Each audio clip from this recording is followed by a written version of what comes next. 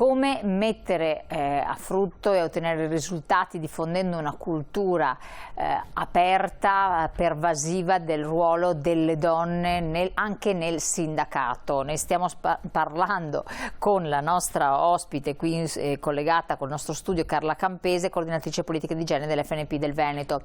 Le chiedo, vista l'attitudine di cui abbiamo parlato anche delle donne, di ascoltare, e lo sappiamo benissimo, più che di parlare tanto, cioè parlare sì, però parlare nel senso di diffondere pensieri interni che possono avere un certo tipo di risultato, di usare l'empatia e quindi anche essere molto psicologhe e di risolvere appunto questioni complesse, bisogna che si faccia un passo più in là, un passo oltre, no?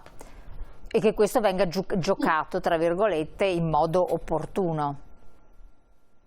Lei ha usato un termine che piace molto e che credo dovremmo utilizzare molto di più quando descriviamo l'approccio della donna al mondo del lavoro, ma anche all'interno del nostro sindacato, che è empatia.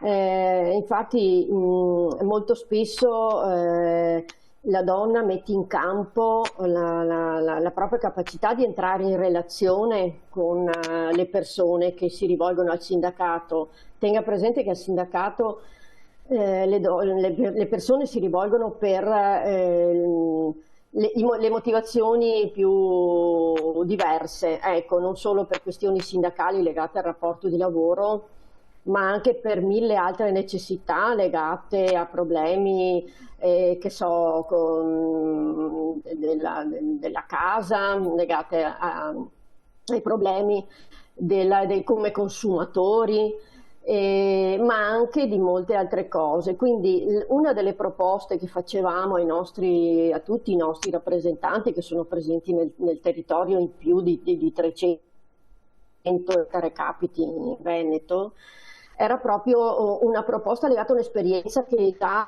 maturata all'interno per esempio di Venezia, ma ci sono altre buone esperienze anche in altre province, che è quello dello sportello di orientamento sociale. Ecco, questo sportello, dopo magari non so se ne parlerà anche la coordinatrice di Venezia. Sì, sentiremo anche il suo contributo, ma intanto c'è quindi un'attività di apertura verso il pubblico, no?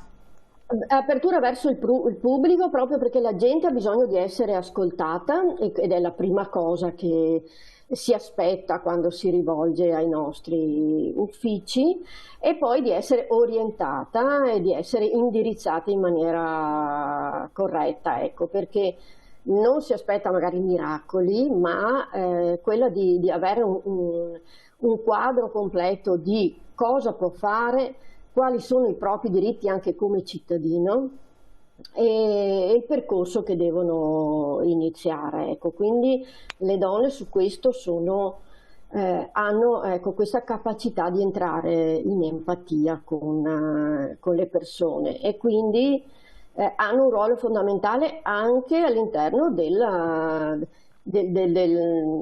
strumento principale che sostiene il sindacato, che è quello del tesseramento, no? Quindi abbiamo affrontato anche questa modalità del passaparola, del rapporto personale, perché noi investiamo poco in pubblicità, ma molto nei rapporti con le persone, ecco, perché riteniamo che questo sia il nostro biglietto da visita, e le donne su questo lo fanno decisamente bene.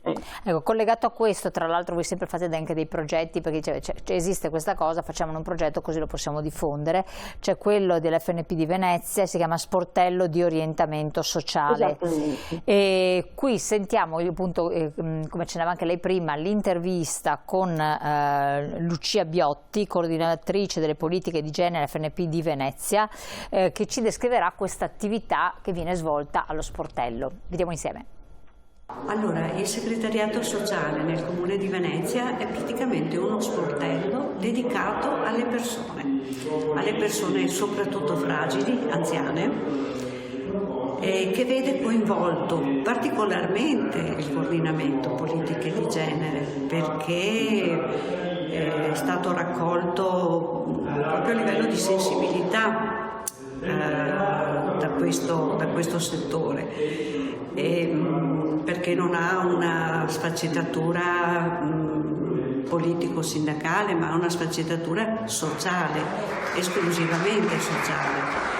E ha visto però da parte della Confederazione una risposta a quelli che erano i bisogni di formazione delle persone, perché non si può certo pensare di mettere delle persone con un minimo, che non abbiano un minimo di competenza o di conoscenza al di là di questa scrivania. La persona che c'è al di là di questa scrivania deve avere la capacità di empatia con la persona che ha di fronte, deve saper accogliere se ci sono difficoltà, deve riuscire a far venire fuori le difficoltà che ci sono e poi la competenza di indirizzarla ai servizi che ci sono nel territorio, perciò anche conoscere tutte quelle che sono le strutture o le possibilità che una persona può avere nel territorio per essere agevolata, aiutata, è un bagaglio di conoscenza che va fatto, va formato.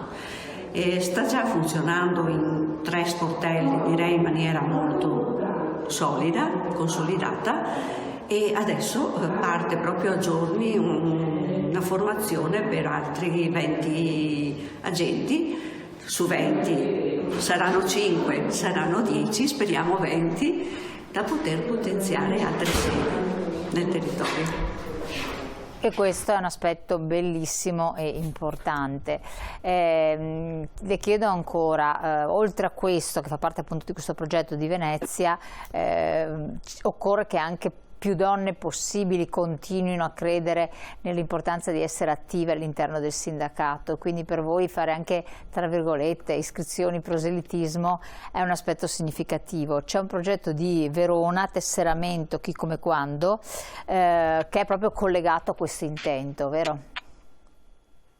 Sì, infatti abbiamo fatto una riflessione anche in questo ambito, proprio perché noi in termini, come diceva lei all'inizio, in termini di iscritte al sindacato, alla CISL, siamo oltre il 53%, quindi molte donne hanno conosciuto il sindacato e lo apprezzano e hanno deciso che insieme le cose si risolvono meglio piuttosto che rimanere da soli, ecco.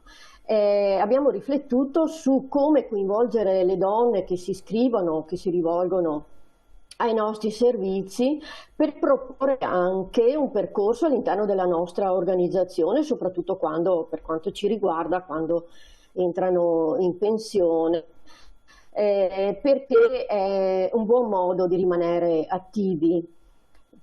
Possono rivestire ruoli sia come veri e propri operatori e quindi partecipare all'apertura dei nostri recapiti, dove appunto incontriamo le persone, risolviamo le loro problematiche, ma anche all'interno poi della nostra organizzazione per portare appunto quel capitale di conoscenza di cui parlavamo prima, ecco.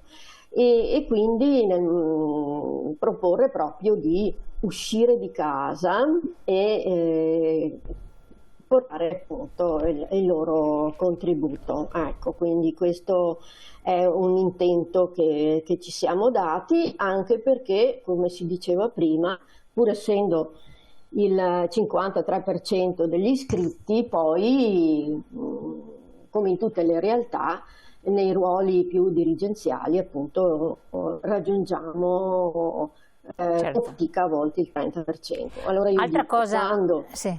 No, infatti questo è importante. Partecipi di più, non c'è bisogno solo di una spinta, ma anche di un'attrattiva, no? Perché ci si muove, perché ci si tratti. Ecco, quindi noi speriamo di riuscire a rendere attrattivo il nostro mondo, ecco, che appunto poi giova anche alle loro vite.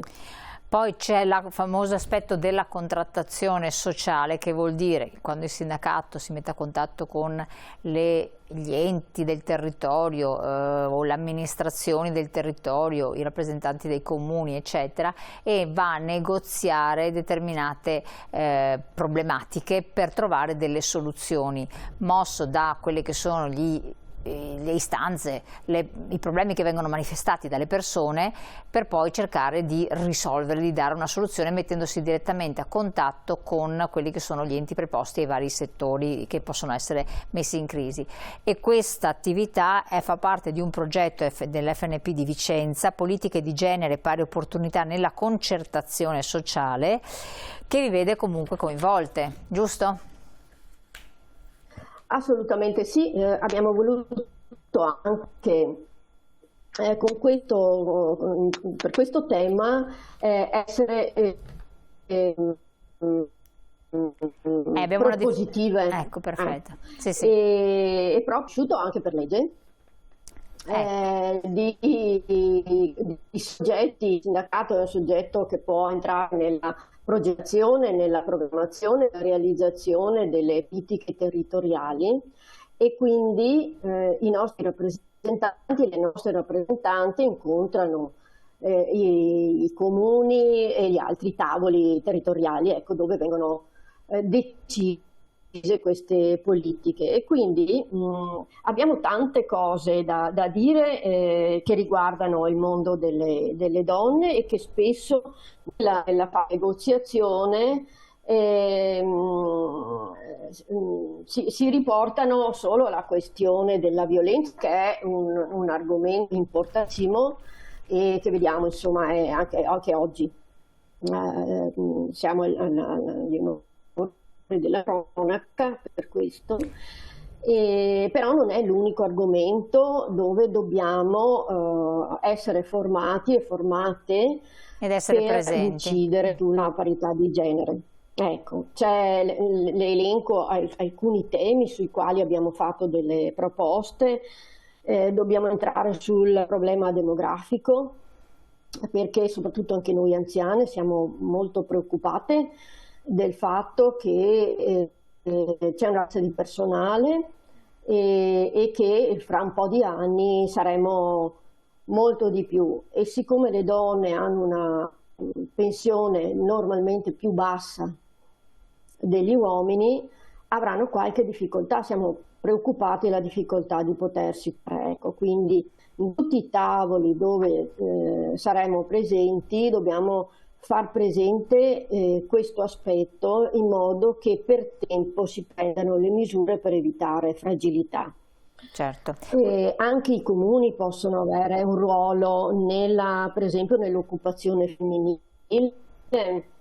nell'incentivare la presenza costante nel mondo del lavoro senza che ci siano discontinuità, rapporti di lavoro part-time involontari, ecco, per far sì che ci sia consapevolezza nelle donne della continuità, insomma, lavorativa, per poter avere una dignità anche quando vanno in pensione. Grazie Carla Campese. Ci sono tanti altri temi. Sì, magari avremo altre opportunità di farli, magari la inviteremo direttamente in studio, perché avevamo un collegamento che non sempre ci garantiva la perfezione del dialogo, avevamo dei problemi di interruzioni.